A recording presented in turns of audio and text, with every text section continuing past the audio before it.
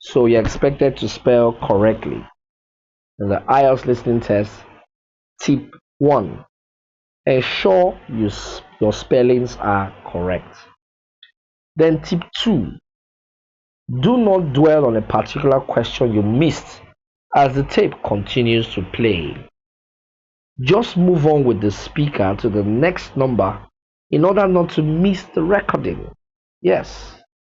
So when you're taking the listening test, you might be in number 1, though you should get number 1 correctly. But let me use another number, probably number 4 or number 5. And while listening, you missed number 4. Don't waste time. Don't get stuck there. Just continue listening. Continue listening. Leave that on. Continue listening, because if you keep wondering what was mentioned for number 4, the tape will pass you by, or it will just continue playing and leave you behind. So you have to keep listening for number 5 and leave that one alone. Keep listening for number 5, number 6, number 7, like that. Then afterwards, you can come back and look at the question, and you will likely guess what the answer would be. Another thing is, when you're taking the IELTS listening test, don't leave any number blank. Don't leave anyone blank. Any number you miss, make sure you write something there. Look at the question and see if you can guess what was mentioned. You might guess correctly, and then you put down the answers and you get that answer correctly. But don't leave any answer or any question blank. Don't leave any number blank. From 1 to 40, don't leave anyone blank. Good. Now, the speaker might give an answer, phone number, address, fee, etc., and change it almost immediately. Look out for this. It is a common trick. Yes.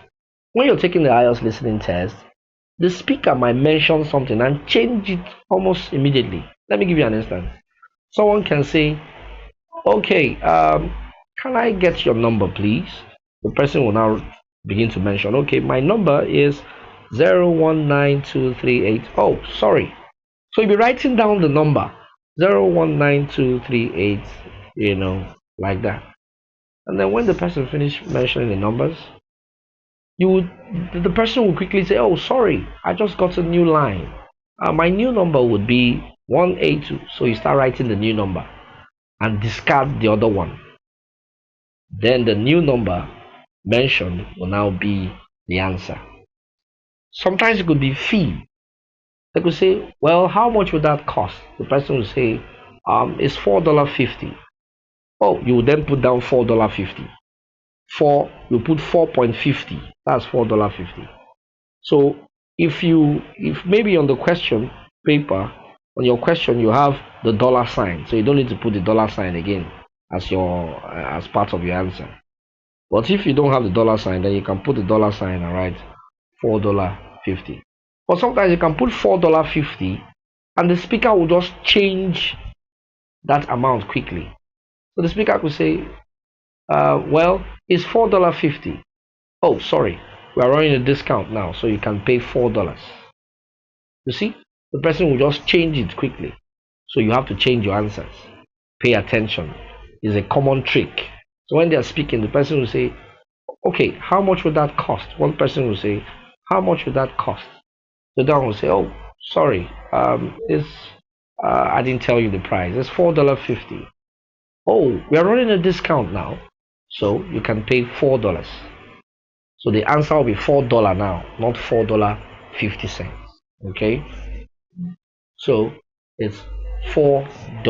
So if maybe in the course of listening you hear $4.50 and you put down $4.50, and the person quickly changes it, saying, oh, we are running a discount now, so the fee will be $4. Then, or you would pay $4. So the right fee now will be $4, no longer $4.50. So pay attention. The speaker might give an answer and change it almost immediately. Look out for this. It is a common trick. Number 5. Sometimes the speaker would have finished a statement before you decipher the answer. Yes. So you might be choosing the answer by the time you have finished listening to the last words of the speaker. Be patient enough to track such answers before you decide, but be quick to hearing it. Yes. So you see, sometimes when you're taking the listening test, you might be wondering if they've mentioned the answer. So you must have your eyes fixated on the question. Read the question. In fact, you can even murmur the question, in your mind. Stay focused on the question. So when they start talking about the question, they might rephrase it, just as I told you, Obi is a boy. In your paper, you hear them saying, there's a male child called, when they start mentioning there's a male child called Obi, they've started talking about that question. So you focus there. But before they mention or they start talking about that particular question you're focusing on, they might begin to distract you with other talks. Maybe, like I told you, workers will have to rely on dash. So you hear two of them talking. One person will say, well, companies will have to do a lot to or pay attention to the welfare of workers. They've not started mentioning that one, or that question you're looking at. They've not started talking about something concerning that question.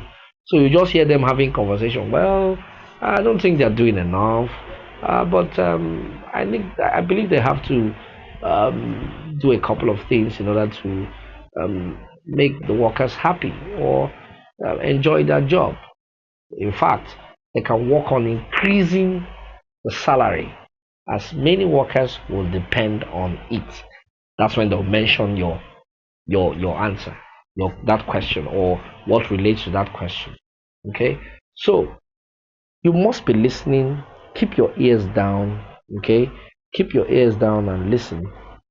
Okay, until you hear your answer. Don't and your eyes must be fixated on the question, as I told you, so that you don't probably you're not paying attention, and the answer, or maybe they mention the answer and that one just passes by. So you have to pay attention.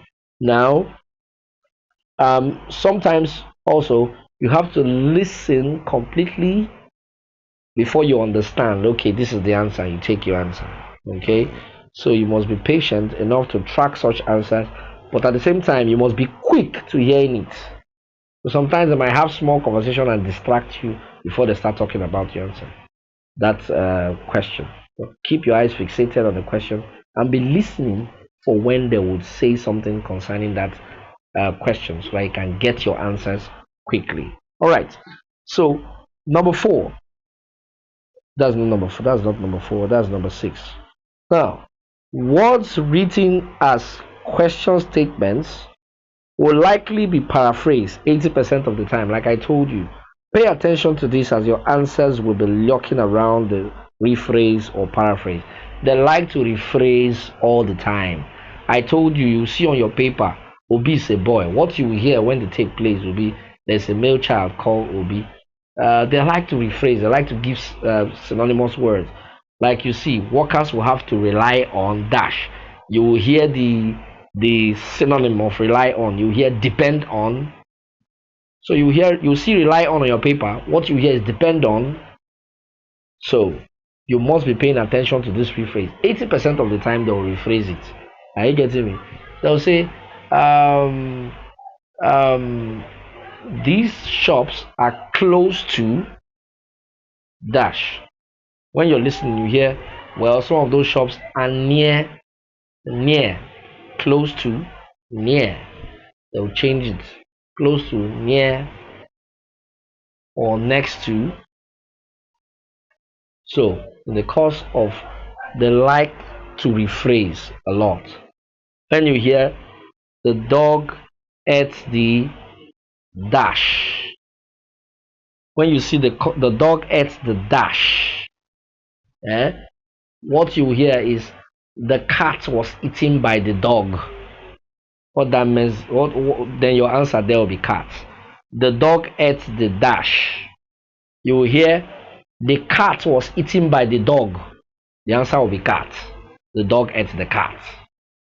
The cat was eaten by the dog. And on your question, you see the dog ate the dash. The answer there will be cat. So that's what they do. They like to rephrase.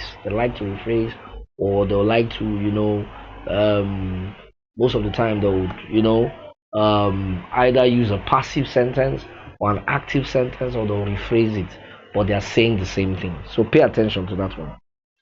Now, be sure you heard the plural or singular form of a word before you drop your answer. I talked about that. However, you can track which one it will be by reading the sentence of the question. I talked to you about it. For maps and diagrams, before the speaker begins, keep your eyes fixed at the entrance of such diagram or facility. The examiner will usually begin from there. So if you have a facility, I told you about maps and graphs and all that. If you see a map or a diagram, probably a diagram of a library or a center, and you will need to be identifying which structure is which inside that facility. The moment the speaking test starts for that particular diagram, that's a facility, you have to be paying attention to what? The entrance. Your eyes will be on the entrance of that facility. Your eyes will always be on the entrance of that facility. That's where they will start. They usually start from there. Then you start tracking your answer. They'll say, at the front of the entrance, or beside, or near the entrance is this. Then if you move um, forward a bit, at the first turn, you will see this. They begin to talk about, near to this is this, opposite this is this. They begin to mention those structures you're looking out for the answers as you listen.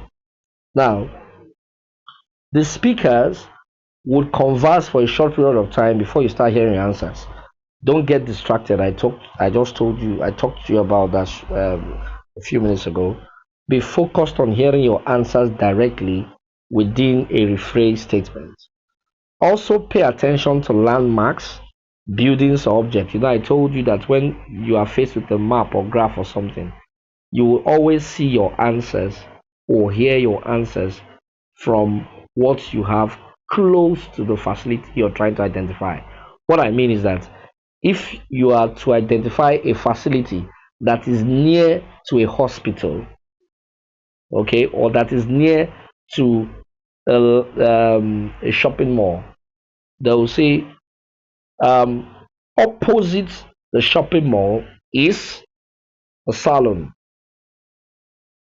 Opposite the shopping mall is a salon. Then that structure you're trying to identify will be a salon. Okay? Or next to the shopping mall. So they like using landmarks. Across the bridge is the pool. They like using landmarks. Next to this, on the southeast, so you must also know your cardinal points. You know which one is east. You know which one is east. You know which one is west. You know which one is north, and you know which one is south. Even though you could also pay attention to northwest, northeast, southwest, southeast as you listen, because they could mention that sometimes, right? At the northwestern corner of the facility is this. So you'll be able to mention, understand or identify the direction in which the facility you're to identify where you have it located. So you pay attention to this thing. All cardinal points must be used beside the library, etc. All that. So also pay attention to landmarks, building or object close or around the question item you're expected to identify. The speaker will usually use these landmarks to direct you towards the item you are to identify. Near the cafe, behind the cafe, across the bridge on the other side, in front of the bank, etc. Now, concentrate effectively for 30 minutes. You need concentration. In fact, the key to doing well in IELTS listening test is to concentrate. You must learn to concentrate. You can get distracted inside your head by yourself. In fact, you can actually be listening to something and your mind will just veer off, okay, from what you're listening to. In fact, even while we are taking this class now, while we are doing this training now. Some persons might have veered off from what we are faced with here. Okay, concentration is important. Concentrate for 30 minutes. Don't think about anything while you're taking the listening test. Your focus should be on the listening test until it comes to an end. Okay, and that will start. So, you have to master concentration. You have to get used to concentrating, and that will happen when you take this listening test more often than not.